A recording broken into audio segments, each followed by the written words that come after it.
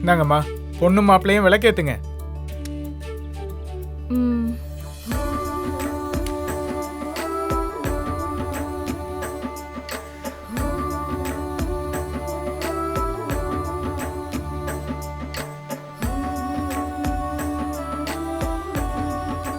மாப்பிள்ளை கிட்ட கொடுமா.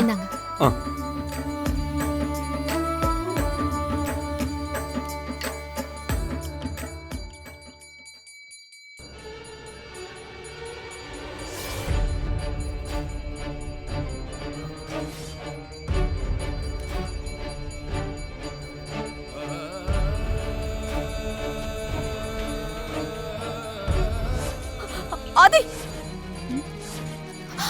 ஐயோ அம்மா அம்மா அச்சச்சோ பாருங்க. ஐயோ பாத்து நெருப்பு நெருப்பு.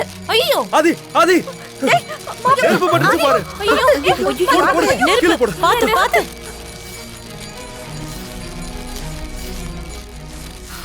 ஐயோ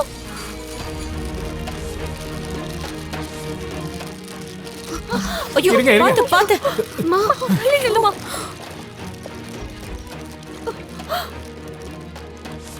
ஐயோ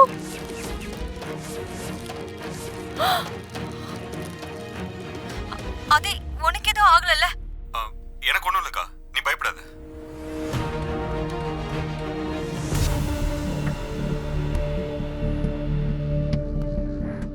என்னது கல்யாணம் ஆக போற நேரத்துல இப்படி நடந்துருச்சே?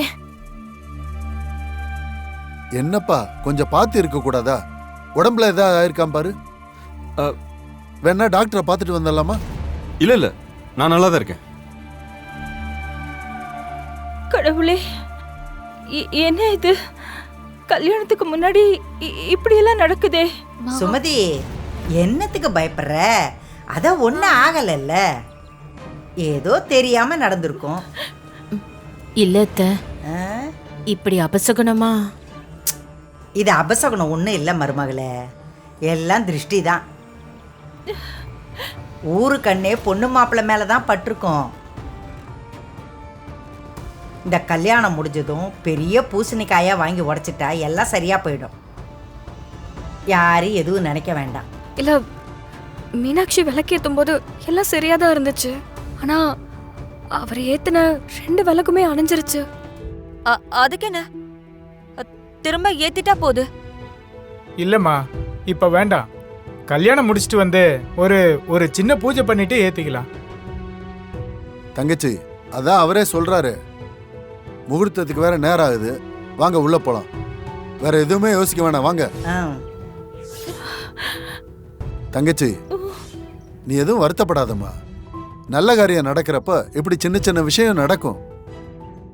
அம்மா சொன்ன மாதிரி கல்யாணம் முடிஞ்சு திருஷ்டி கழிச்சுக்கலாம். வாங்க போலாம், வாங்க. மீனாட்சி வாங்க. பாத்து போங்க.